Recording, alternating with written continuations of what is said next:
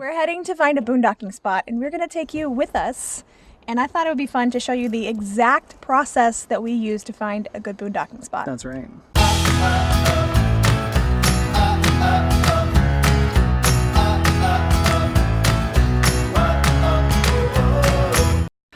Hey everybody, welcome back to No Ordinary Path. I'm John, this is Kristen, and this is Cinder.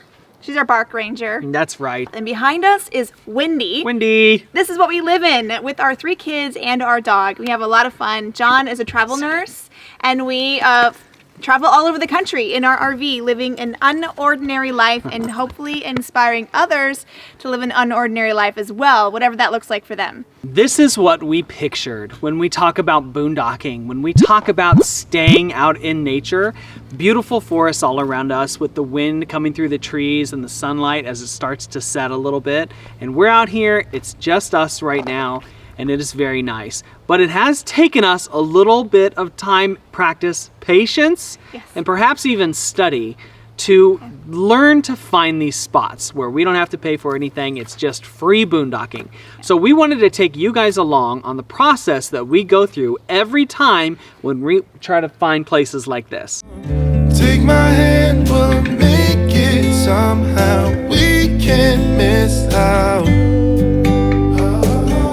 I'm done living life with the lights out. Die with my own doubts.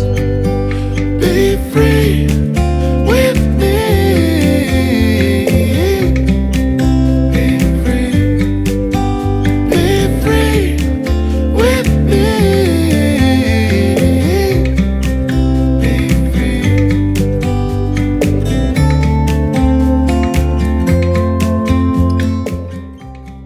Okay, so let's talk about how we found this specific site. This is like what we call a short-term site where we're sightseeing and we just want to stay somewhere. I will preface this by saying I did not plan ahead whatsoever. It might have been a little bit helpful had we planned a little bit ahead, but sometimes you're on the fly. And so this was my process.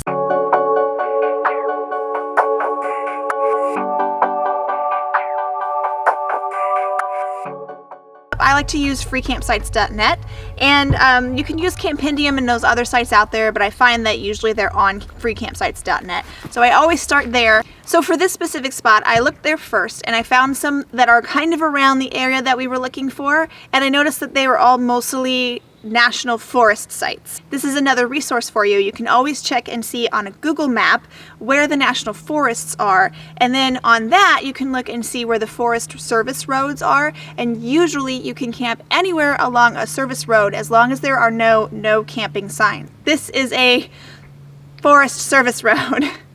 National Forest Service Road. National Forest Service Road, thank you.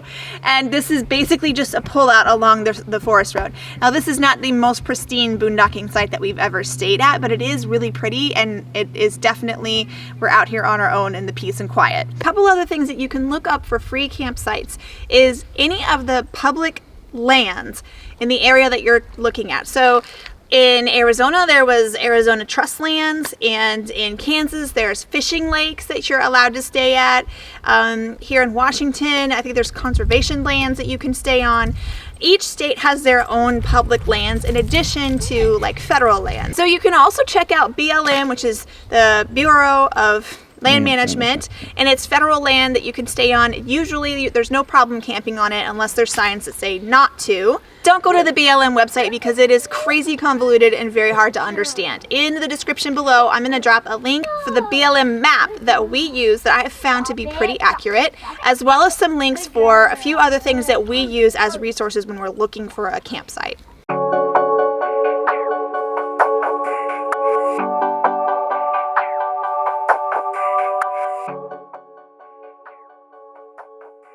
So the next thing that I do as I'm looking, I say, okay, so that's in the National Forest. Good to know. I look on Google Maps and look at the satellite view and see, okay, does it look like there's enough room? Can we get to it? Can we turn around somewhere if we need to? I do not want to go take John down a road that he cannot turn around in, like what happened at the National Park the other day. We got just out of the park and we went down Bacon Creek Road, and then we had to back up like almost, I don't know, I thought it was 2 miles. John says half a mile, somewhere in the middle.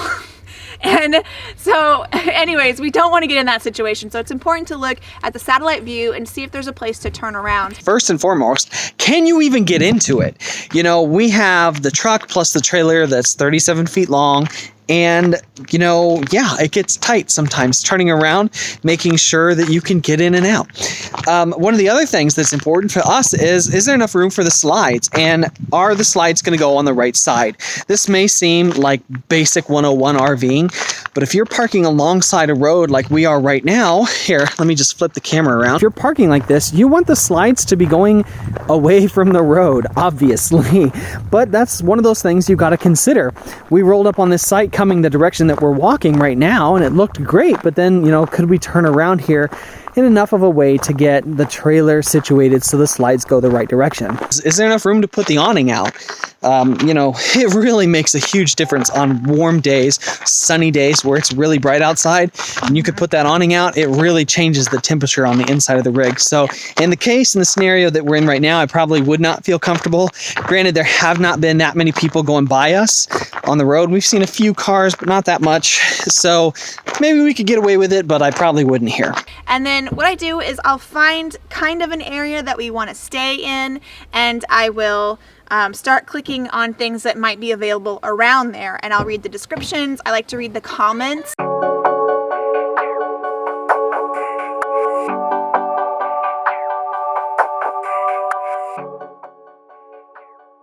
I look for safety. Are there concerns about people's cars getting breaking in? I look at the cell phone service. Do other people have service? Now, that's not always important to us, but it's good to know ahead of time so we're prepared. And then I also look at just what the people's reviews say. Like, did they have a good experience? Were there a lot of people there? Because if there's a lot of people, we're not into that. And then if we can't get into the spot that I pick out, I don't take us there unless I know there is a plan B or a plan C. Usually I look and see, are there other Forest Service roads around? Can we go somewhere else if that particular site doesn't work out? And a lot of times, the place that's actually on freecampsites.net is not the one we end up staying at anyways.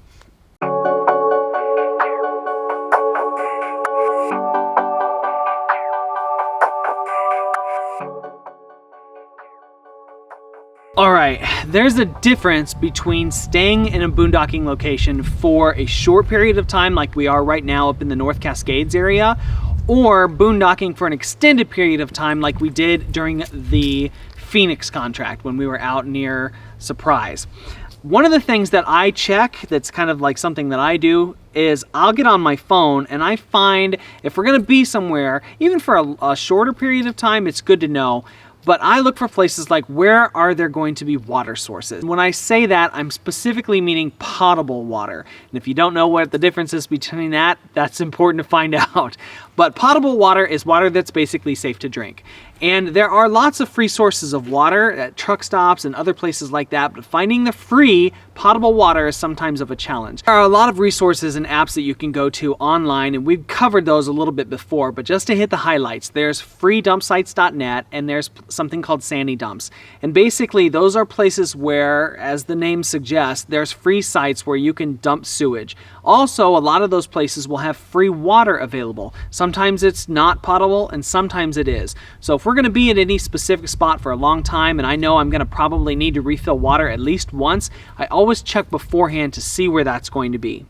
Also, propane and just fuel costs as well. If we're staying in boondocking for a long period of time like we did in Phoenix, then I need to know where am I going to be able to refill propane, and I like to find it on the cheap, you guys, because it ranges crazy amounts. I think we've seen it as low as what, like $1.89 and as high as like $6 per gallon. So it just depends, and that's in the same city. It can really vary. So I like to find out where I can go to fill propane up. If you're going to be somewhere for a weekend, when you have something like Windy, you can pack a lot of food in. But if you're going to be staying someplace for more than a week, 2 weeks maybe, that's when you might want to know where's the closest grocery store, where's the closest market that I can get food at. Also, again, things to check online before you go.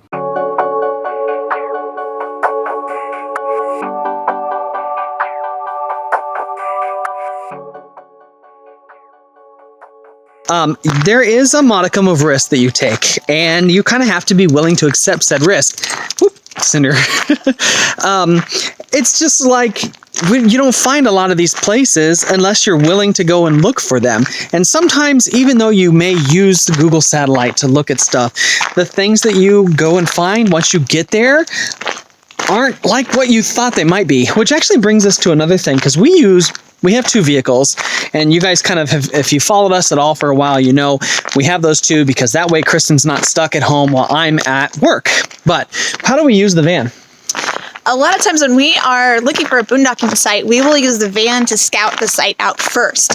Now that works best, obviously, if we are looking for a longer term site, or we're all together in the city that you're going to be working in. Yeah. This weekend, that was not an option for us. But if we have both vehicles, then we can use the van to go scout a spot out and make sure, we're looking to see, can Wendy turn around here? Another thing is there a lot of trash around? We don't really want to stay in a place that's full of, gunshot bullets or shotgun bullets. That's what I meant to say. Shotgun shells. That gut feeling is important when boondocking. Safety is an issue. We have the dog and we have the kids and all that kind of stuff. And I can always throw a child at somebody if I need to. But it's just, you want to be safe out here because you are out here with your family, or or even if it is just by yourself. Okay, real talk here. You need to be able to use your best judgment for finding the spot that is right for you. Safety is a big one for us. Also, just your ability. You're going to have to get used to backing up. That's part of boondocking, you guys. Sometimes you can't, there's these beautiful spots like the one we found at Mount St. Helens. You had to back into it. There's no way I could have pulled into that spot and then tried to back out of it. It just wouldn't work. So you're going to have to get good at backing up. On occasion, you have to face the reality that the spot that you researched, everything that you've checked out, may already be occupied.